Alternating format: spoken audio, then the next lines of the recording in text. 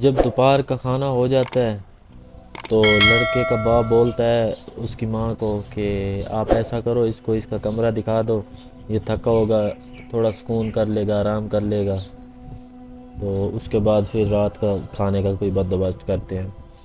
تو لڑکے کی ماں جو ہوتی ہے وہ اس کو اس کے کمرے میں لے جاتی ہے، اس کو اس کا کمرہ دکھاتی ہے۔ تو کمرہ دکھا کے وہ چلی جاتی ہے۔ لڑکا فریش ہو جاتا ہے، فریش ہو کے نہا دھو کے سکون کرنا شروع کر دیتا ہے۔ اوپر سے پھر رات ہو جاتی ہے، وہ کھانا لگ جاتا ہے۔ پھر کھانا کھا کھو کے لڑکا سو جاتا ہے۔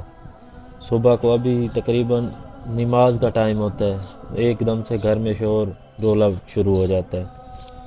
تو لڑکا اچانک سے کھڑا ہوتا ہے، تو اوپر سے اس کی ماں آ جاتی ہے، تو اس سے پوچھتا ہے کہ یہ کیا مسئلہ ہے، وہ خیریت تو ہے، گھر میں خیر ہے؟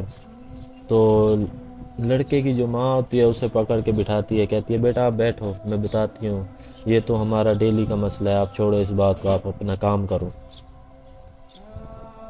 تو لڑکا پوچھتا ہے نہیں نہیں، ایسے کیسے میں بیٹھ جاؤں، آپ مجھے بتاؤ کیا ماجرا ہے، کیا چکر ہے، یہ کیوں اس طرح کا شور چل رہا ہے گھر میں، خیریت تو ہے نا؟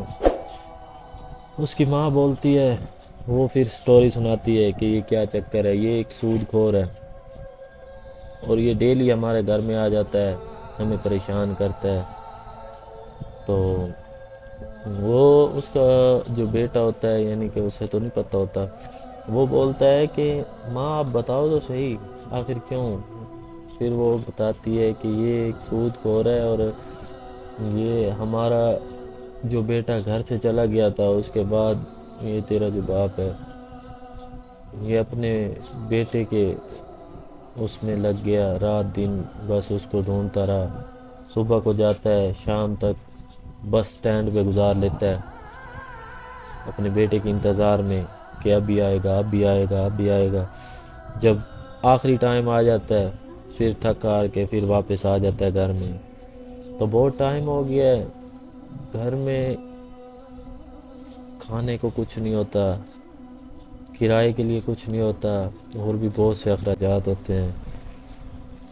تو ہم اس سے قرضہ اٹھاتے رہے، اوپر سے رینٹ بھی تھا گھر کا، تو ابھی بہت سارے پیسے ہو گئے ہیں، اور یہ ہمیں روزانہ آ کے تنگ کرتا ہے، ہمیں پریشان کرتا ہے۔ تو یہ بات ہے۔